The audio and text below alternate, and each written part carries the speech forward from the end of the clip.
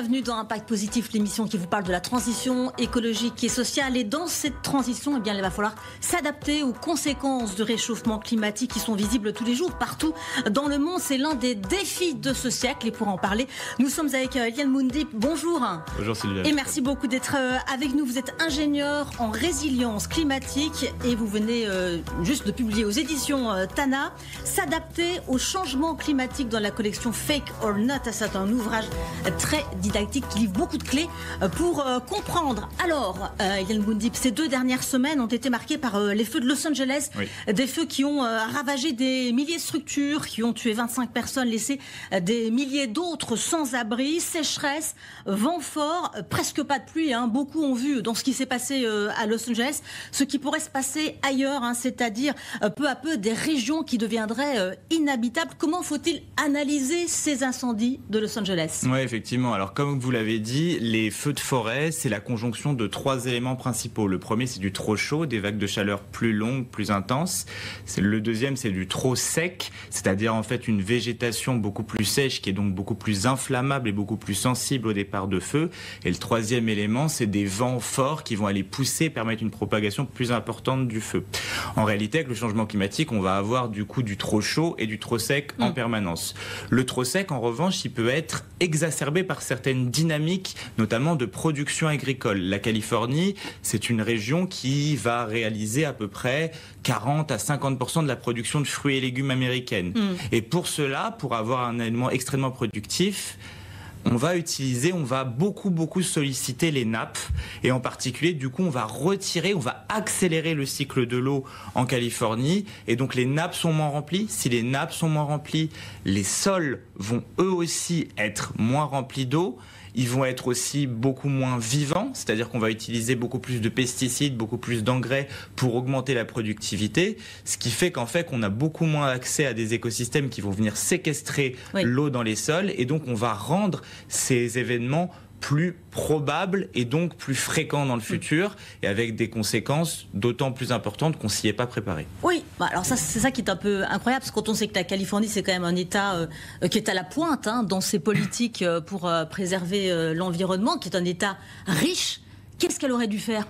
Alors, sur ces questions-là, fondamentalement, il faut déjà avoir une prospective claire sur les conséquences. Si je peux vous montrer cette figure, en réalité, on a des possibilités d'avoir des événements de feux de forêt beaucoup plus importants aussi en fréquence et en intensité en France. Ici, ce que vous avez, ce sont les données de Météo France, de la plateforme DRIAS, et je vais essayer de les commenter un peu rapidement. Donc ici, sur le graphe que vous avez en bleu, c'est la période de référence. C'est sur 1976-2005, et vous avez le nombre de jours par an où on a un indice feu météo supérieur à 40. C'est quoi l'indice feu météo ? C'est une agrégation des conditions de sécheresse, de chaleur et de vent qui rendent probable, avec une probabilité plus ou moins importante, ces départs de feu.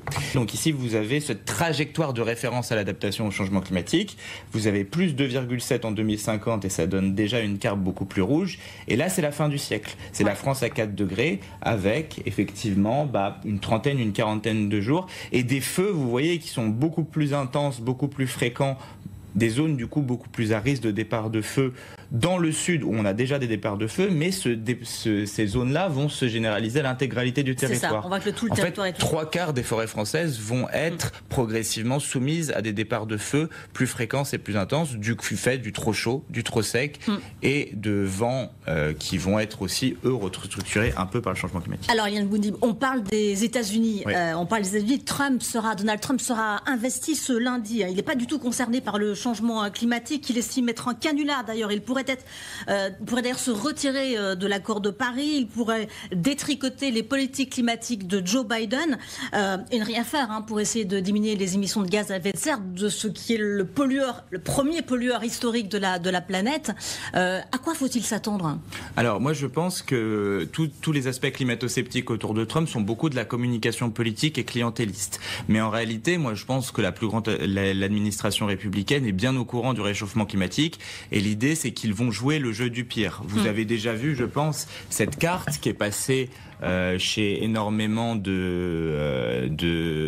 les réseaux de Donald Trump lui-même, mais du côté de ses soutiens, qui montre en fait les États-Unis d'Amérique. C'est une carte qui fait froid dans le dos. Moi, j'ai vécu au Canada, par exemple, donc c'est quelque chose qui m'affecte beaucoup.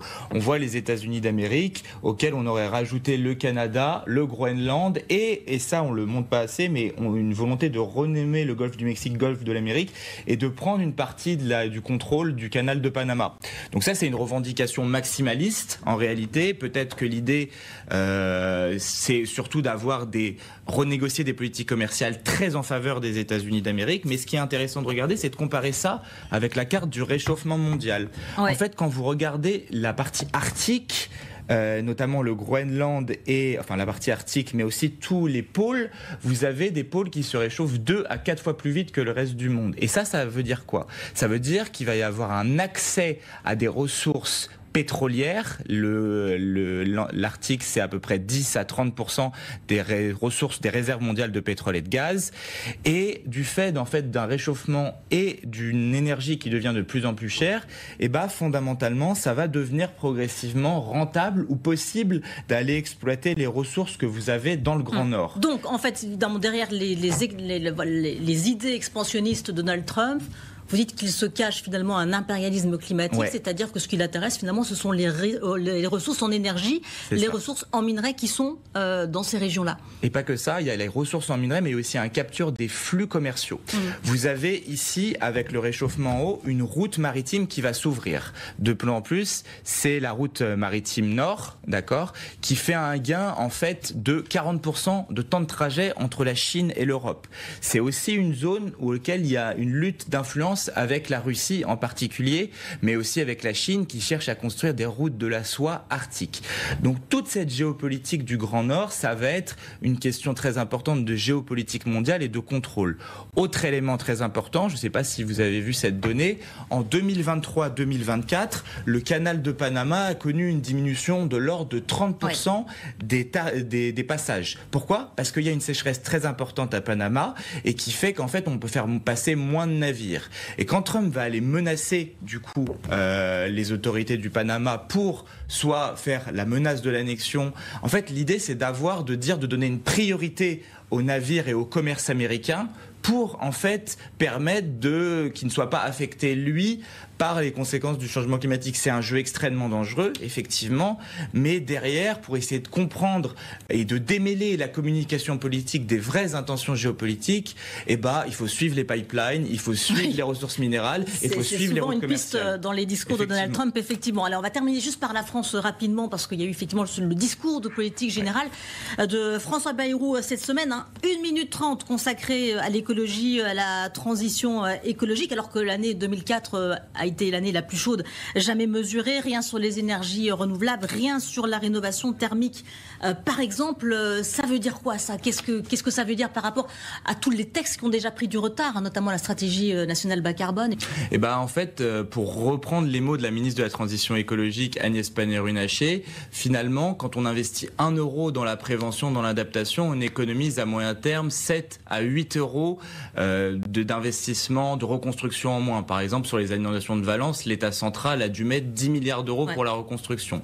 Donc ce qu'il faut faire, c'est se préparer au trop chaud, se préparer au trop d'eau et se préparer au trop sec. Et pour le faire, il va falloir qu'on désimperméabilise largement nos villes, c'est-à-dire qu'en fait, on y inclut des trames bleues et des trames vertes pour que nos villes puissent transpirer et que ça devienne des villes éponges, donc moins sensibles au trop d'eau et au trop chaud. Et dans notre agriculture, il va falloir qu'on mette en place les techniques d'hydrologie régénérative, c'est-à-dire de ralentir au maximum l'eau de pluie lorsqu'elle va sur la parcelle agricole pour la réinfiltrer profondément dans les sols et puis redonner de la vie dans nos sols en diminuant les pressions, notamment les pressions de pesticides et d'engrais, pour remplacer ça par de l'agroécologie et de l'agroforesterie. Il va falloir qu'on ait aussi une forêt qui devienne mosaïque, c'est-à-dire diverte, et qui ne soit pas exploitée ou surexploitée, comme c'est le cas actuellement pour son bois. Merci beaucoup, Ilan Moudi. On retrouve évidemment tout cela dans votre livre qui donne toutes les clés pour comprendre et tous les conseils. Voilà, merci beaucoup à vous. Rendez-vous la semaine prochaine sur LCI. En attendant, vous pouvez revoir l'émission sur tf1info.fr. Et bien sûr, c'est un podcast aussi à suivre sur toutes les plateformes. Voilà. Merci beaucoup. À la semaine prochaine sur LCI.